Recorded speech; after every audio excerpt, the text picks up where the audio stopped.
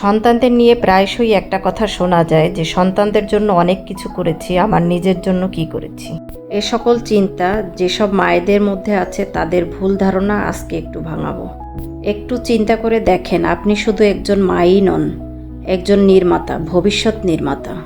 যেখানে ইউরোপের অনেক শিক্ষিত প্রতিষ্ঠিত নারীরাও সন্তান জন্মদান এবং লালন পালনকে তীব্র পরিমাণে ভয় পায়।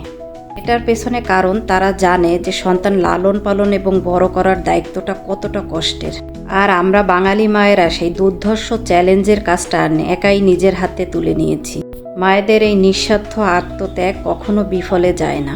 এই পরিশ্রম একদিন সফলতার প্রতিফলন হবে। মায়ের এই সময়, ভালোবাসা, আত্মত্যাগ সব কিছুই একদিন সন্তানের হৃদয়ে মূল্যবোধ হয়ে গেঁথে থাকবে। তাই নিজেকে প্রশ্ন করো না সন্তানদেরকে মানুষ করে আমি কি পেলাম, বরং গর্ব করে বলো আমি আমার নিজের মেধা এবং শ্রম এবং সময় দিয়ে তৈরি করছি এমন মানুষ যারা কোনো এক সময় বিশ্বকে বদলাবে। তুমি একজন মা, অসম্ভবকে সম্ভব করছো। আমি ব্যক্তিগতভাবে 2 কন্যা সন্তানের মা। আমি গর্ববোধ করি যে আমি 2 সন্তানের মা। নিজের এই অর্জনকে কখনোই ছোট করে দেখা উচিত না। একজন মা দিনের পর দিন নিঃস্বার্থ সময় দেয়, রাত জাগে, হাসি মুখে নিজের স্বপ্নগুলোকে সরিয়ে সন্তানের স্বপ্নগুলোকে বুনতে থাকে। কখনো যদি মনে হয় এই পরিশ্রমের দাম কি, এই আত্মত্যাগের বিনিময়ে কি পাবো, তোমার এই বিনিয়োগ, সময় এবং ভালোবাসা প্রত্যক্ষভাবে না হলেও পরোক্ষভাবে সন্তানের হৃদয়ে গেঁথে থাকবে।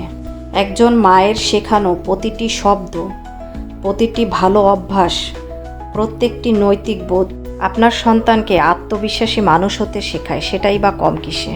আমার কাছে মনে হয় প্রত্যেক মায়ের একটা আলাদা আইডেন্টি হওয়া উচিত যে সে একটা মা।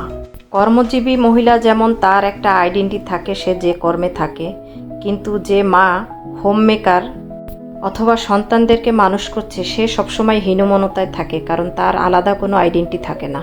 চিন্তা করে দেখেন, যে কাজটা ইউরোপের শিক্ষিত প্রতিষ্ঠিত মেয়েরাও করতে ভয় পায়, এটা এত বড় দায়িত্বশীল একটা কাজ, অথচ আমরা কত হাসি মুখে সেই দায়িত্বগুলো দিনের পর দিনে পালন করে যাচ্ছি।